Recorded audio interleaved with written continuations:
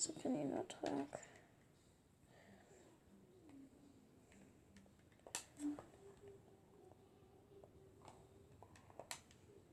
.com/comics or click the link below.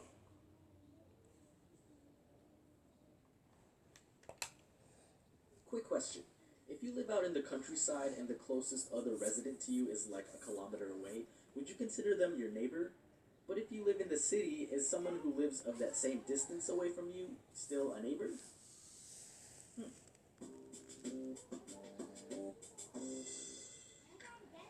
I've never really had problems with neighbors amongst all of the houses my family has moved to as I was growing up. Most have been relatively nice, and while some may have been kind of sketchy and suspicious, they kept to themselves and didn't really bother us. It was only when I moved out over a year ago that problems have risen. I'll admit, Diana, I'm recording. Well, I have nothing to do. Oh, you can play with the other girls.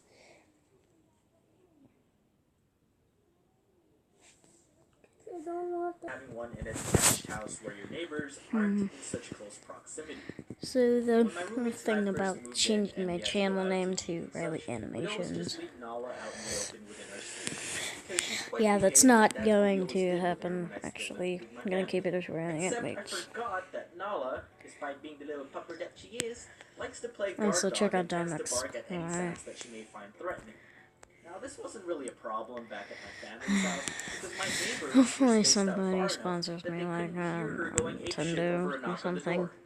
But I Oh yeah, forgot this I'm factor drawing when I moved into n.chica my from new Five Nights place. at Freddy's. One time, my roommate went A little skateboarding stick figure, and a ate little shit figure because a of pebble decided that he was going to have a bad night. He went down a hill too fast, fell off of his board, Okay. and tore off a chunk of his chin. Came back and thought, it's not that bad, as he's dripping blood over his shirt. When I saw it, I immediately thought, dude, we gotta go to the hospital. That's gonna get infected for sure. Is it that bad? Let's say your face is ice cream. It's like someone took a spoon and scooped out a piece of you. We gotta go. In the rush, we left Nala behind as usual. And this was around 1 a.m. when most people are asleep. He gets patched up at the hospital and we head back home. The next day, I get a call from the building manager to meet at her office. Ugh, Dom's in trouble. It was like being sent to the principal. I get there and she tells me the neighbors filed a noise complaint about my dog. Apparently, Nala was barking at the door for most of the duration that we were gone the previous night, which was about 2 hours.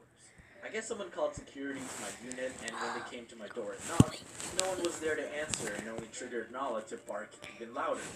And it wasn't even just my next door neighbors, but people from the floor above complained as well. Damn, Nala, you gotta relax. I explained the situation and apologized. She was very understanding and cut us some slack because we were still new to the building. But from that point on, I always have to lock up Nala in my room before we leave the condo. She still barks, but the concrete walls are definitely thicker than the front door. Channel A month or two later, I decided to get a key slowly for my room is and going mount to it be on the wall, using right beside the failed skits and attempt of a shelf stuff. the previous resident made. I don't know if you guys have ever tried drilling into concrete, and I I'm want to gonna believe use I was using the right the tools stuff on because the I bus trust the dude at because Home I'm Depot. still in But school it was hard as and sticks. The first time I attempted it, it was pretty late in the day. Okay, it wasn't even daytime, it was 9 p.m. then Now, to a night owl, 9 p.m. is pretty much still like the middle of the day. I was aware that some people might be getting ready to head to bed, but I thought that maybe I can test out the drill and see if I can do it quick enough that my neighbors might not notice. Probably a dick move on my part because they totally did. I attempted it, and this is my best impression of a drill. oh god. And I was like, yep, okay, that's pretty loud. Let's not continue that. So I stopped and thought, I'll just try again tomorrow. About 20 minutes later, I hear a knock at the door. It's the building security, and he told me that someone complained about the drilling. I said, I'm very sorry, sir. I understand and realize my mistake. I've already stopped. It won't happen again.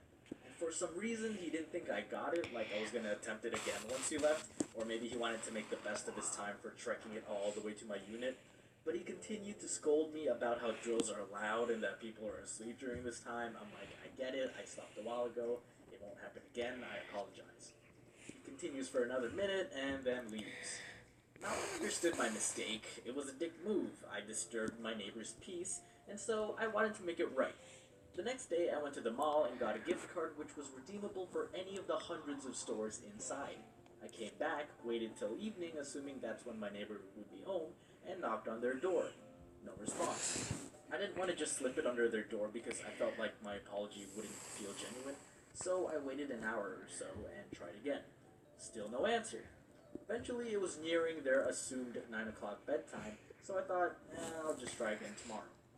That same night, at like 4 a.m., when I finally decided to crash, I hear music. It wasn't coming from the living room or anywhere in my suite, but from the wall of my neighbor's side. Oh, sweet hypocrisy, how unkind art thou. Now, it wasn't as ear-piercing as drilling into concrete, but I could hear the music pretty clearly, and the bass was loud enough that it was bothersome. I still eventually slept through it, but come on, I got pretty salty because this happened on multiple occasions, and it just didn't seem fair at that point to complain about my 10 seconds of drilling, but have parties at 4 in the morning. Might be a little immature because of my original intent, but I decided to keep the gift card. And to this day, it still sits on the shelf by the front door, ready to go in case I'm a bother again to my neighbors. Which did not happen anymore, because a new contender rose and took the stage. And yeah, you probably noticed the title and assumed this will be continued. And it will be, because I'm going to talk about my prostitute neighbor. In the meantime, why don't y'all indulge yourselves with some weed merch with today's sponsor, Loot Anime. Go to lootcrate.com/domics or click the link below and use the code DOMICS to save 10% on any new subscriptions. With Loot Anime, every month you'll receive a box full of anime-related collectibles, including apparel, manga, posters, figurines, and more. So I'm currently almost to 700 views, and that I'm probably going to be on the recommended, I think, so. Which had an art book of Yoshitaka Amano's awesome work, a Josuke figure from JoJo's Bizarre Adventure, an origami pin, and Mushishi teacups. You can look forward to November's crate, which is themed Besties. Expect friendship-related items from the One Piece Nakamas, Seven Deadly Sins, Keion, and Madoka. Don't tell anyone, but here's a tease of her figurine. Once again, that's lootcrate.com/domics with the code DOMICS for 10% off new subs. Link in the description. Go. Okay, here's part 2. Every now and then, we would get unexpected knocks at our door. Are we expecting guests? No. Are we expecting a package delivery? No. And door to door didn't seem like a common thing in our building because we were in a private condo complex. So as a newcomer to our home, I carelessly opened the door for those people. Hello? Yeah, hi, is this 2506? No, this is 2505. Oh, sorry. Anyway, Oh, it's see this one. I guess it was an honest mistake. I mean, our number plates were pretty close to each other, and I would have let it go if it didn't happen again. Hello, is this 2506? No, and again. Hi. Are you looking for 2506? Oh, yes, I am. Well, this isn't it. And again. Hey, this is 2505. Oh, sorry. So at this point, I thought, man, our neighbor must be pretty popular to be having this many guests this often, thought my naive mind. When I thought that maybe our number plates were just oriented badly, I realized I was giving these people too much credit.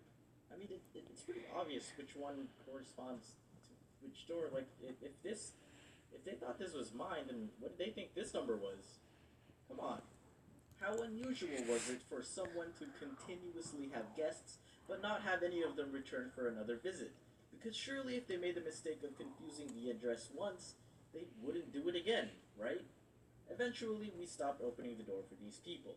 If we didn't recognize them, we continued to peek and observe.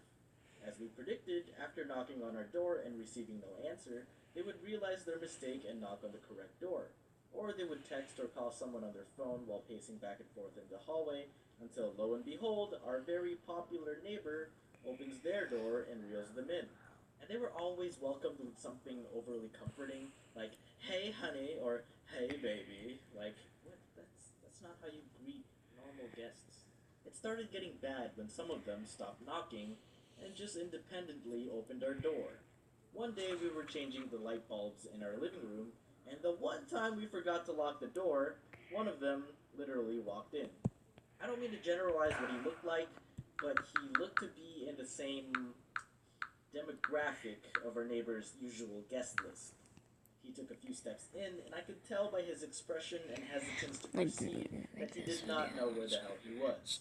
I immediately unwelcomed him with "wrong place," and he turned around and left Wait without a a word. second, I need to watch On the another video. occasion, when I was expecting a package, we opened the door to what we thought was the delivery service. We discovered he neither had a package nor was a delivery service.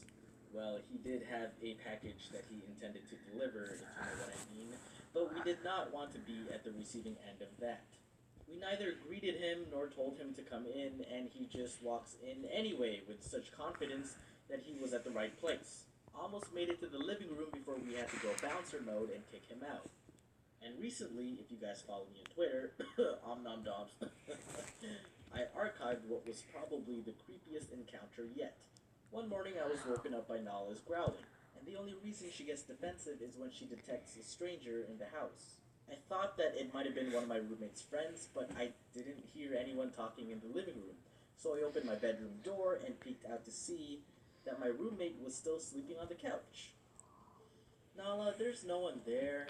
I step out of my room and see a woman sitting on our chair like she's waiting for something. Two. She immediately stands up So in a here's the panic. first drawn talk. This isn't 2506, is it? And No? Who the hell are you? this. I'm So so sorry." And then she leaves. how do you like this? I later found out that my other roommate lost his keys the previous night and couldn't lock the door when he left for work that morning, 12 minutes which left us susceptible to potential serial killers, or in this case, a neighbor's client. We probably could have been murdered in our sleep, huh? But way before this incident, we came to a conclusion couldn't use my that our paper brush for neighbor some reason, so I had was to a use prostitute. And we speculated that woman might have been a new recruit because she was holding some papers that we assumed to be like an application form or something. Here's the one I just drew. But yeah, my neighbor's a prostitute. Gets to 30 It's too obvious. All the clues pointed to it. It couldn't have been anything else. At first, I really tried to give her the benefit of the doubt, like, oh, maybe she teaches piano or something. But then, why were all her students grimy-looking middle-aged men? It started becoming a game at that point where we would try to guess if someone in our building was there to